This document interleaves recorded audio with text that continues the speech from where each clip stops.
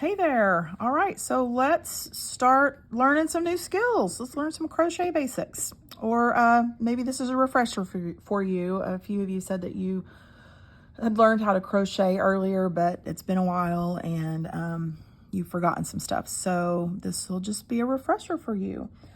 Before I start, if you are left-handed and you're watching this and you're like, oh, I'm not going to be able to do that because she's a righty, don't despair. You can literally hold your phone up in front of a mirror and it will be right for you. If that is too cumbersome and you just don't want to do that, there are apps that will do that for you. I don't actually know the names of them, but I know they exist, and I think websites too. So you can just Google that and see if you can find something and remedy that issue that way. All right, so let's talk about what we're going to cover. And I think I'm gonna maybe break this up into some smaller videos. Well, first of all, we're gonna learn how to slip knot. We're gonna talk about how to hold and tension your yarn. We're gonna talk about different ways to hold the hook. You're gonna learn how to chain. You're gonna learn how to single crochet. You're gonna learn how to finish off a project and how to weave in ends. But I think if I do all that at once, it's gonna make for a long-ish video. And so I think what I'm gonna do is do smaller videos. That way it's broken up into smaller chunks and it takes less time to load, and then you can watch them at your convenience. I'll number them so that you know which one to watch in what order. Also, remember, this is a new skill, or maybe it's a skill that you haven't done in a really, really long time, and be patient with yourself. I mentioned that in that post. Anytime you're learning anything new, you're not going to do it perfectly. It might feel awkward at first. And that was definitely the case with me. So if this is something that you really, truly want to learn, don't throw in the towel out the gate. Give yourself time. There are going to be different things that you can practice and adjust and see what works best for you. And if you're doing anything when you're working and you get to the point where you want to pull your hair out and you want to chunk your stuff across the room and are just super duper frustrated, just set your work down, walk away, take a break. I mean, you may not even want to come back to it for a day or two, or longer, I don't know. But just give yourself a break and give yourself time to step away from it and breathe a little bit and then come back to it. And sometimes that's all it takes for things to click, is that break. So anyway, be patient with yourselves, give yourselves grace. We're going to be doing a square, and of course you'll have the option of how big it is, but it might be a little wonky, and that's okay. That's okay. I don't think I know anybody who does anything perfectly the first time, and a lot of times not perfectly after having done it hundreds of times. So anyway, all right, let's talk about doing a slip knot, how to do a slip knot. All right, so when you're first crocheting, you've got to get your yarn on the hook to be able to do that, right? So you're going to grab your yarn. This is considered the tail. That's the end of it. And then the strand that is attached to your skein, that's what they call the working yarn. So and I'm going to show you a couple of different ways to do this slip knot. The first way, take it and wrap it around your first two fingers and make an X, and then flip your hand over. Put your hook underneath that first strand, grab the second strand and pull it up, and then cinch it up on your hook. And there you go, easy peasy. Now when you're cinching it up on the shaft of your hook, you don't want it to be too tight and you don't want it to be too loose. You want it to be able to move freely. But you don't want it too loosey-goosey either. You don't want it super gappy, but it should be able to move freely on the shaft of the hook. Okay. All right, let's do that again. So the tail of the yarn is coming toward you. The working yarn is behind, or is out in front of you, away from you. Wrap it around your first two fingers, make an X, flip it over. You can hang on to the yarn on the bottom with your thumb and your ring finger. Insert your hook underneath that first strand, grab the second strand, pull it underneath it and up, and through, and there you go. There's your slip knot. All right. All right, let's try a different way.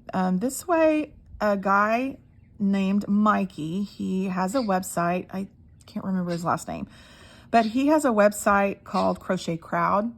He's on YouTube, he's on Facebook, he's on Instagram, and I actually learned a lot from him when I was first starting, but this is the way he does it. He wraps it around his finger a couple of times, just his pointer finger, and then he takes the back strand and brings it over the front strand, and then he does that one more time. Brings the back strand over the front strand, then slips it over the front or the top of his finger, and slips his hook in there and cinches it up.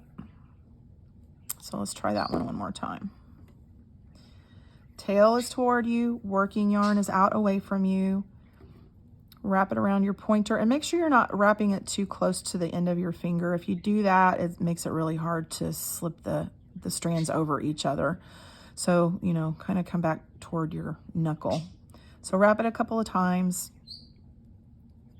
The back strand, bring that over the front strand, and then do that one more time. Back strand over the front strand, then over the tip of your finger. And put it on your hook and cinch it up, and you're good to go. All right, let's talk about how to hold the hook, how to hold the yarn. There are usually, well, I say usually, I've only seen people hold their hook two different ways. And the first is a knife hold, which is exactly what it sounds like. You're holding it like you would hold a knife. This is the way I hold it. The other hold is a pencil hold or a pencil grip. And it sounds exactly like the wording. You're holding it like you hold a pencil. My grandmother held it like this. There is, I will say, a little more wrist motion, it appears to me, at least when I do it, with a pencil grip. So if your wrists ever give you issues, you know, you might not want to do a pencil hold. There's not a right or wrong hold. You do what feels comfortable to you. You might want to, you know, try both ways and just see what feels natural and comfortable and pick which way works best for you. All right, holding the yarn. This honestly is for me, it was the hardest part of figuring out how to crochet. I would watch videos and tutorials, and I would understand what the teachers were trying to tell me. I understood the concepts. I knew what I needed to do, but then getting my hands to actually do that was so difficult. So again, give yourself grace. This is a new skill, and learning the techniques, it's just going to take time. The mechanics of it, building that muscle memory with your hands, it takes time. So one way people hold their yarn is just to lay it over these three fingers and then bring it over their pointer finger and crochet that way. And I'm just going to I'm not going to actually do a tutorial I'm not really showing you what to do. I'm just showing you an example of how that works. So they're gripping it with these fingers. It's being fed over that pointer, and you're grabbing the yarn that way. A lot of people do that. Okay, some people will wrap it around their pinky to tension it, and then bring it over their pointer, and then same thing. It's just like fed that way over the top of their pointer while they're working. The way I do it is I slip the yarn over my ring finger and then bring it over my pointer. Also, some people extend their pointer like this. I was doing that, you know, to show you, but when I get in a groove, I don't actually do this. I get hand fatigue when my pointer is out like this, and my tension gets tight and gets off. But again, try it out. If it feels comfortable to you, you do it that way. Okay, so I've got mine over my ring finger. I'm going to bring it over my pointer. I will extend my pointer just while I'm doing this, just to kind of show you. But if you do that, like, you're not having to grip. If it's wrapped around your pinky, or if it's fed through that, over your ring finger, then you're not having to grip it with these fingers and try to do this too. You just got to try different ways, guys, and see what feels good, okay? But when I do it, it's fed over my ring finger, but I don't typically, like when I'm starting out chaining, I might do it like this. But usually what I do is I hold it with my pointer and thumb, and then I kind of, like, it's still over my finger, but I flick my wrist up and grab it. The very beginning of any project that you're working on is very fiddly and very awkward, basically because you don't really have anything to hang on to yet. You're just starting it. So anyway, those are some options. Just try some out. You might Google it and see how other people do it. And that they just might give you some more ideas. All right. So let's talk about chaining. So when you chain, you're going to take your working yarn and, again, put it however you decide to hold it. I'm doing it like this. What you want to do is take your yarn, and this is called yarning over. If you're looking at a pattern and it tells you to chain, the abbreviation for chain is CH. And a good pattern should have all of the abbreviations written out and tell you what represents what letters they're shortening, or what words they're shortening, and what those abbreviations are. But typically chaining is CH.